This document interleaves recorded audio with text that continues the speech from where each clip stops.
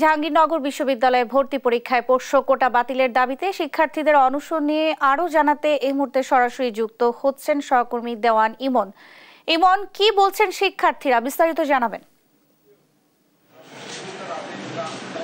Nancy, আপনাকে ধন্যবাদ। আমি এই মুহূর্তে রয়েছি জাহাঙ্গীরনগর বিশ্ববিদ্যালয়ের যে নতুন রেজিস্ট্রার ভবন আছে এখানে আজকে সকাল 11টা থেকে কিন্তু বৈষম্য বিরোধী ছাত্র আন্দোলনে যারা জাহাঙ্গীরনগর বিশ্ববিদ্যালয় থেকে অংশগ্রহণ করেছিলেন তারা কিন্তু এখানে অনশন করছেন। তারা বলছেন যে ভর্তি পরীক্ষায় যেই পোষ্য কোটা রয়েছে সেটির দাবিতেই কিন্তু তারা সেটি অযৌক্তিক দাবি তুলে কিন্তু তারা সেটি সম্পূর্ণরূপ বাতিলের দাবিতে কিন্তু তারা আমৃত্যু যে অনশনে বসেছেন। আপনি দেখতে পাচ্ছেন যে আমার সামনে কিন্তু এখানে শিক্ষার্থীরা সকাল থেকে কিন্তু এখানে অবস্থান করছেন। তারা যেটি বলছেন যে যেই কোটার জন্য এত কিছু হয়ে গেল, দেশে এত রক্তপাত ঘটলো, এত পরিবর্তন, তারপরেও কেন কোনো ধরনের কোটা থাকবে। তাই তারা বলছেন যে সব ধরনের কোটা বাতিলের পক্ষে কিন্তু তাদের অবস্থান, যেটি শুরু থেকে ছিল, আন্দোলনের পূর্বে ছিল, এবং 5ই আগস্টের পরবর্তীতে কেন কোনো ধরনের কোটা কেন এখনো পর্যন্ত রাখবে প্রশাসন, সেটির বিরুদ্ধেই কিন্তু তাদের আজকের এই অবস্থান কর্মসূচি। এবং তারা বলছেন যে ভর্তি পরীক্ষায় যেই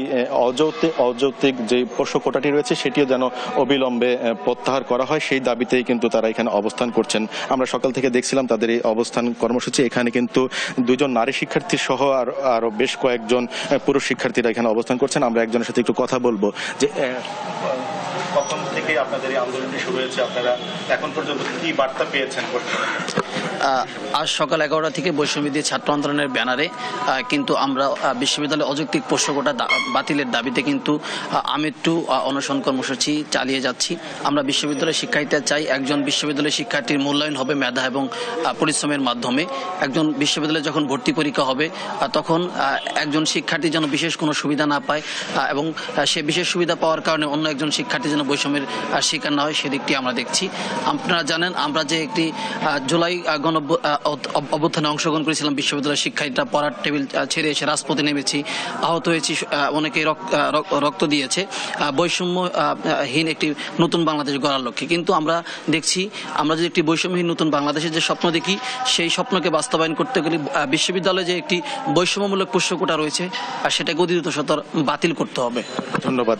যেমনটি শুনছিলেন তারা বলছেন যে কোনো ধরনের কোটা, যেহেতু জুলাই আগস্টে যে গণঅভ্যুত্থান হয়েছে তারপরে আর কোনো ধরনের কোটাই কিন্তু তারা চান না। তারা চান যে একজন শিক্ষার্থী যেন তার মেধা দিয়ে তার যে প্রাপ্যটুকু সেটুকু যেন তিনি অর্জন করতে পারেন। এবং তারা এখানে যারা অবস্থান করছেন তারা বলছেন যে যতক্ষণ পর্যন্ত না তাদের এই দাবি মেনে নেওয়া হবে তারা কিন্তু ততক্ষণ পর্যন্ত এখানে অবস্থান কর্মসূচি পালন করবেন। নেন্সি।